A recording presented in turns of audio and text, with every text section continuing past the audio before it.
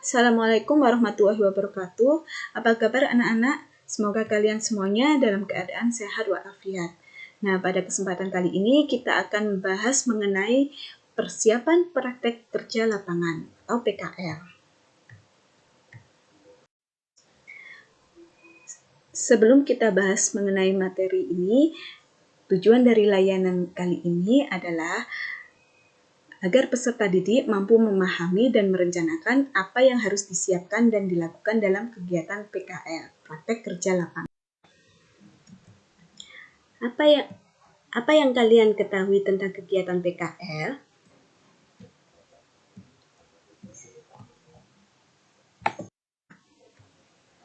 Berikut ini gambaran beberapa tempat PKL yang sesuai dengan program keahlian kalian masing-masing. Yang pertama, jurusan RPL, Rekayasa Perangkat Lunak. Namanya juga Rekayasa Perangkat Lunak. Ya, jadi tempat prakerinya atau tempat PKL-nya nanti yang pasti di bagian kantor atau perusahaan-perusahaan, ya, berhubungan dengan komputer dan pemrograman. Untuk jurusan tata boga, penempatannya bisa di hotel, bisa di rumah makan atau restoran, bisa juga di rumah sakit, tentunya bagian dapur atau yang masak-masak. Dan untuk jurusan tata kecantikan, namanya juga kecantikan, tempat prakerinya, tempat PKL-nya pastinya berada di salon atau tempat spa.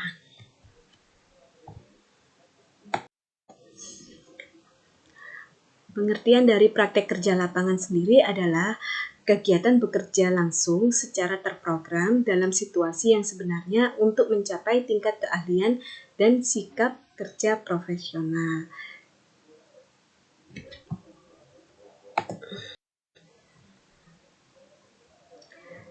Nah, apa saja sih yang harus dipersiapkan sebelum kita turun ke dalam dunia industri? Hal-hal yang perlu dipersiapkan dan diperhatikan dalam persiapan praktek kerja lapangan. Antara lain, yang pertama melakukan pendekatan dengan guru kejuruan. Hal ini dimaksudkan untuk penguasaan kalian terhadap ilmu dan informasi tentang pelaksanaan magang. Dan yang kedua, aktif di kelas dalam pelajaran dan praktek teori produktif.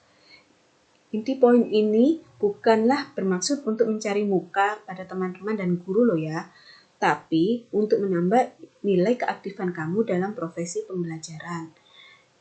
Yang ketiga, belajar yang terjadwal. Nah, hal ini dilakukan untuk menambah ilmu produktif tentunya. Yang keempat, penentuan waktu dalam mencapai target. Nah, lakukan jauh sebelum persiapan PKL. Ya. Hal-hal yang ditargetkan adalah penguasaan ilmu teori yang mana akan diterapkan ketika kita masuk pada mata pelajaran tersebut. Yang kelima, menguasai ilmu dan skill yang dipelajari. Ini adalah poin wajib yang harus kalian terapkan. Jangan sampai kalian belajar di sekolah hanya untuk bermain-main saja. Yang keenam, berpenampilan baik. Nah, ini adalah faktor utama dari penilaian terhadap siswa PKL.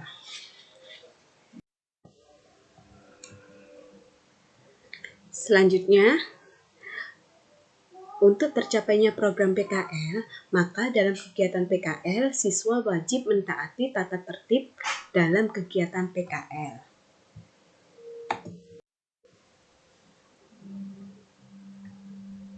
Lalu apa saja sih tata tertib dalam PKL itu?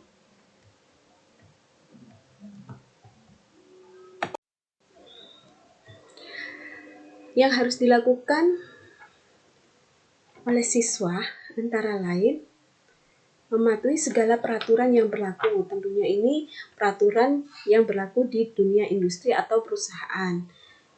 berada di tempat praktek 15 menit sebelum praktek dimulai. Jadi kalian harus datang lebih awal 15 menit sebelum jam kegiatan PKL dimulai.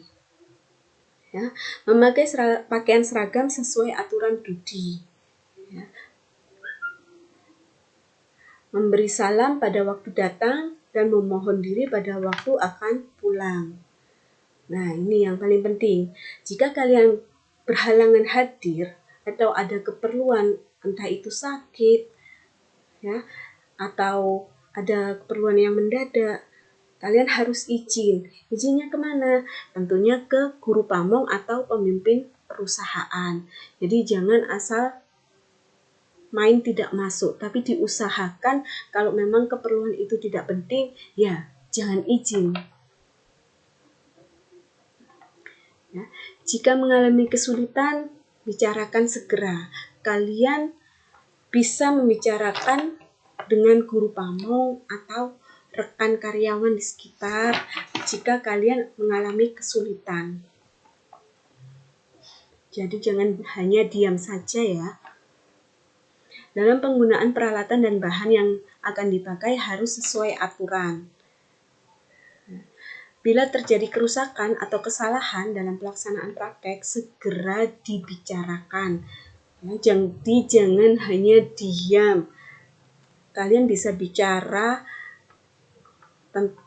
mengenai jika terjadi kesalahan atau kerusakan, bicara dengan guru pamong atau karyawan yang lainnya. Nah, jangan lupa membersihkan dan mengatur kembali peralatan dengan rapi seperti semula setelah melakukan praktek. Nah, apa saja sih sanksi jika siswa melanggar tata tertib PKL? Ada sanksi loh ya, jika kalian melanggar tata tertib dalam PKL. Yang pertama, sanksinya yang pasti diberi peringatan secara lisan terlebih dahulu. Jika diberi peringatan secara lisan tidak ada perubahan, pasti kalian akan diperingatkan secara tertulis. Biasanya disuruh membuat surat pernyataan atau menandatangani surat pernyataan. Yang ketiga, penggagalan PKL. Dalam artian apa? Nah, kalian dinyatakan tidak lulus dalam program PKL. Yang keempat, kalau kalian dinyatakan tidak lulus dari program PKL, tentunya kalian juga akan dikeluarkan dari sekolah jika memang tidak ada perubahan sikap. Nah, apa saja sih yang perlu diperhatikan saat pelaksanaan kegiatan PKL?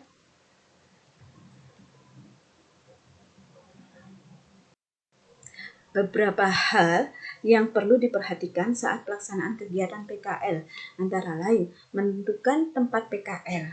Hal ini menjadi penting karena berkaitan dengan apa yang ingin kalian kuasai sesuai dengan jurusan kalian masing-masing.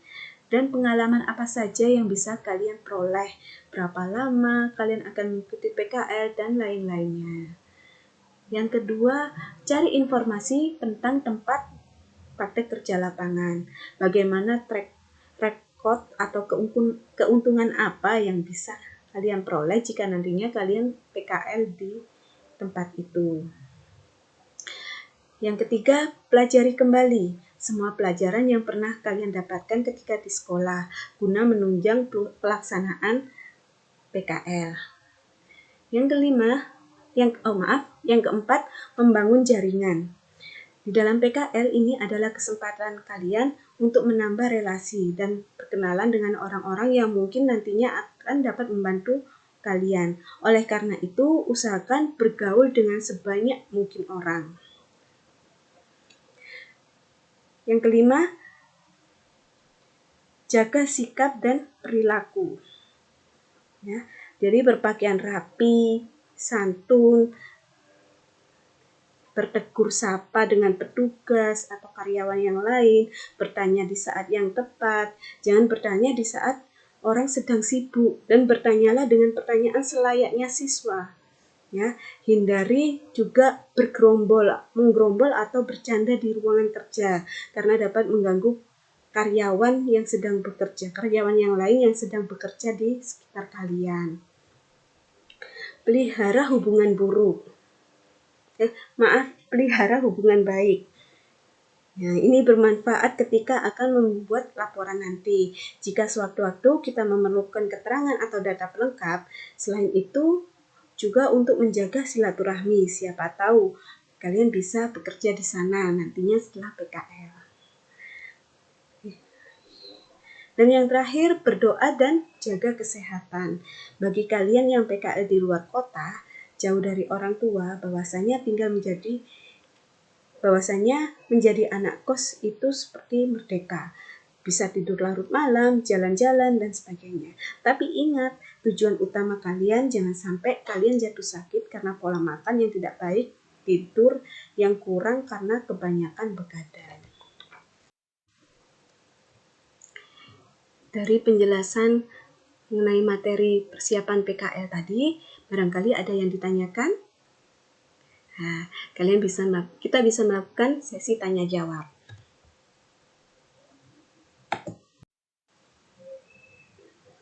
Nah, setelah mendapat penjelasan tadi, buatlah rencana apa saja yang akan kalian lakukan untuk persiapan kegiatan PKL. Uraikan secara singkat dan jelas ya.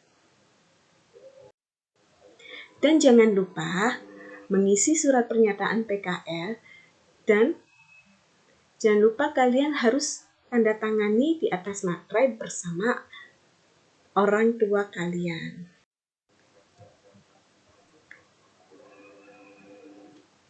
Setelah kalian mendapatkan materi praktek kerja lapangan, apa yang kalian ketahui tentang PKL?